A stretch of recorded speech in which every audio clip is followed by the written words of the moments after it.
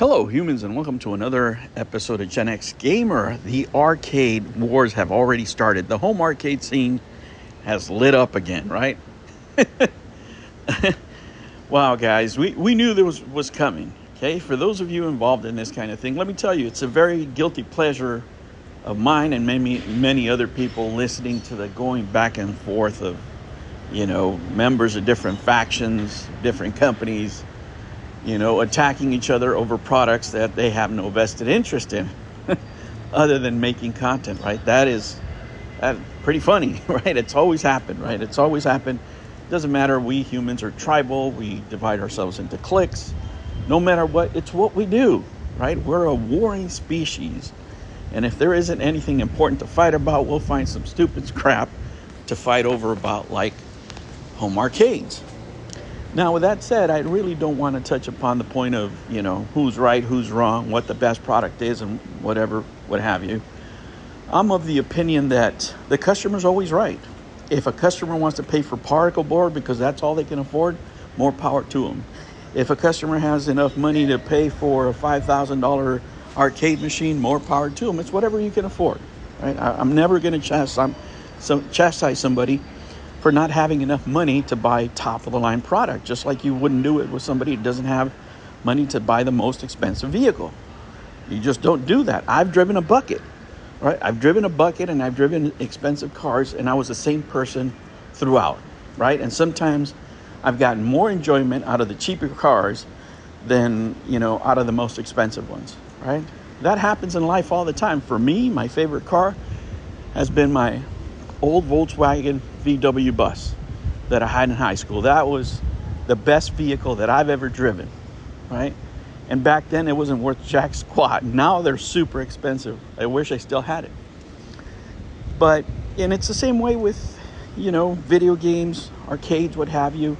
You may gain enjoyment out of something that may not be the best, but it's all you can afford, and it's what you enjoy at the moment. But that's not what I want to talk about. What I want to talk about is the ramifications for business, right? For business people, for people that are trying to put these cabinets out. If you are trying to launch a product, right? If you build a company, there's only one reason for your company existing. And owners won't tell you this, right? But if you know business, and those of you who listen to this channel do, hopefully, the purpose of companies is to make money. That's it. What they sell could be A, B, or C. It really doesn't matter. It has to be a product that sells the most for the least amount of cost, that you can sell at the highest price possible, right? That's the key to success. And everything that detracts from that is not good for business, right? You have the problem here in the home arcade community that's a problem that's repeating, right? And this is from not having the PR, the resources, the business acumen, the advice of professionals sometimes, right? You want to get as many eyeballs as you can on your product. Now, what happens frequently in not only the home arcade community or, video game community, it really doesn't matter what the product is. If it's a product that's going to be released and the consumers are going to be people that are internet savvy, a byproduct of that is that you're always going to get detractors. And detractors are not always bad. Detractors point out your mistakes. The problem comes is when your detractors are better than you at social media. That's a huge problem. That's a huge problem.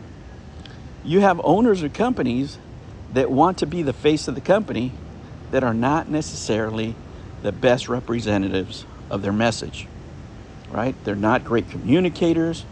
They're not professionally trained. They're doing the best they can, okay? But when it comes to promoting their products, they're really not doing the best job possible.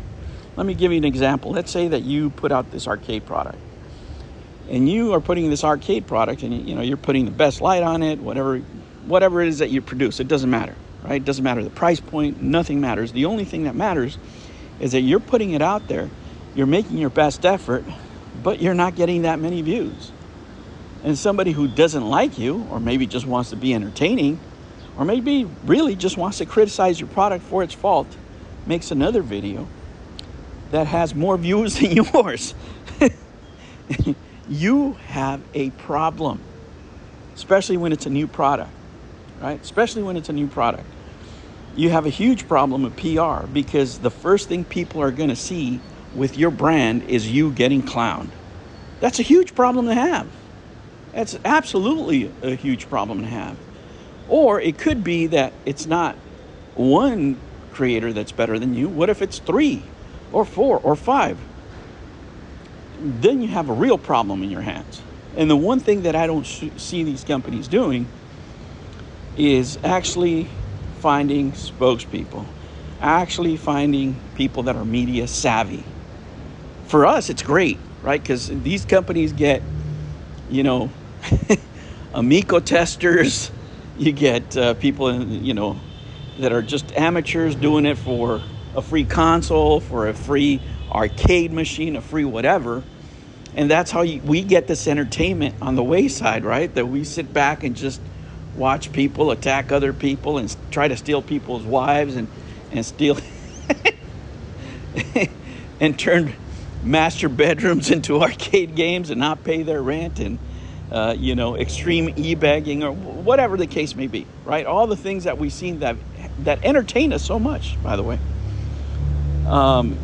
But is that going to produce sales for your business? No, it's not.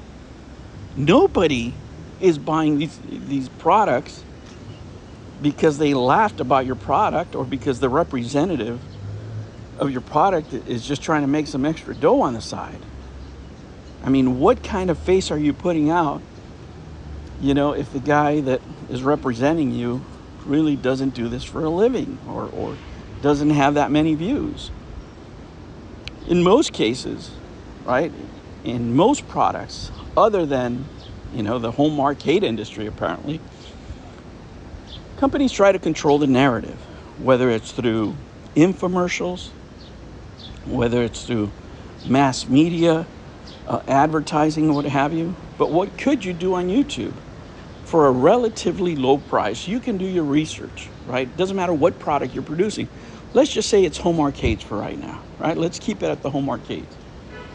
There's a lot of people that bought home arcades, a lot of YouTubers, whether it's According, or, even I think RGT85 back in the day, or, it doesn't matter who, that bought Arcade 1-Up products, for example, without being paid a cent. They just got into the hype and bought them and made videos on them. That's the best kind of advertising. But what could you do if you're a startup and you don't have those kind of, means to do that kind of advertising where people just come? Well, you can target certain YouTubers that have a large following, right, that might be interested in your product, and have them promote it. And it's just going to cost you the cost of your cabinet, really, whatever cabinet they choose. And for that cabinet, right, you make them shills, but it's a good shill, right? Because this shill has so many views that can cancel out any negativity that comes your way, right? Even if people make, 100 videos on your product being bad, this one, person talking about your product positively will offset all that, right? So if you have, say 6 people making, 2,000 view videos on your product, talking smack about it or just saying it's pure trash, it's not going to matter if you have a creator that has maybe a 1 million, 2 million subscriber base, where he's getting 100, 200,000 views of video watching your messaging. But for that, you have to take yourself out of the equation. One of the hardest parts in business, guys, is outsourcing, right? Outsourcing is the key sometimes for small businesses to accomplish great things. Let me tell you why. There's things that you might be good at, right? And things that you're not good at, right? We have, for example, salespeople. For salespeople, you want sharks, you want killers, you want the kind of guys that wake up at 1 in the afternoon after they partied all night, make a couple of phone calls, make you 10 grand in sales, and then go right back out the door. You don't care how many hours they work. You don't care about any of that, right? That's what they do best. You're not going to rely on these guys to make any products for you, but they sure can sell the crap out of stuff, right? You outsource that. If you're a good builder, if you're a good, manager, you stay in your lane, but you have to outsource those things to other people. What happens in small businesses is they're so passionate about the products they make, they believe they're the best communicators of their message, and they're absolutely wrong, right? Because making is not the same as selling. Those are two different arts. People buy stuff off of people they trust, or personalities, or how they feel, or, what have you. There's a whole plethora of things that go into marketing and to being successful in business. But I promise you one thing. There's no company that's successful out there going, hey, you know what? I'm going to get a group of amateurs from whatever, put them together, and this is going to be my advertising campaign. Maybe we can have a few beers. No, that's not going to work. That will not work. And some people will say, well, this is just the beginning. You start from the beginning. Your first message has to be powerful. A product, like Coca-Cola said, a product well displayed is a product half sold, right? But you can't have clown shows as your first impression. Nobody's going to go out there with pride and say, hey, you know what? I'm going to buy some Intellivision, some Amico home products because I saw these testers playing them. No, not one of them, right? Not one of them is going to lead you to any major success, right? None of them, no one is going to say, hey, you know what? I bought, or I sold 10,000 units of this product, not because the product was good, but because they had a raffle and the guys, set it up to where a chick he wanted to bang was going to win the product, who was married, by the way, right? That nobody sold a bunch of consoles or a bunch of cabinets because of that. That can't be the story. A lot of people get mad at detractors, and that's why you have all these wars. If you're selling a bunch of stuff, you don't care how many detractors you get. Do you care? Right? If you're making millions of dollars, do you care? No, you don't. You only care when you're struggling. But you can't put yourself in a position of struggle, right? And I know, guys, look, I know that nobody's going to listen to this. I know that there's a clown show coming up, right? Because people won't do, in a lot of times, a lot of places, what they should do, right? Which is hire professional help, which is get professional advice, right? When you get amateurs to represent your products, you're showing up to a gunfight with a pencil. That's exactly what you're doing. Because your competition is going to see your lack of preparation. All they have to do is have somebody like me on staff, or another business advisor, another business analyst, and they're going to eat your lunch. Nobody can be good at everything. Maybe you're good at building arcades. Maybe you're good at getting licenses. Maybe you're good at whatever.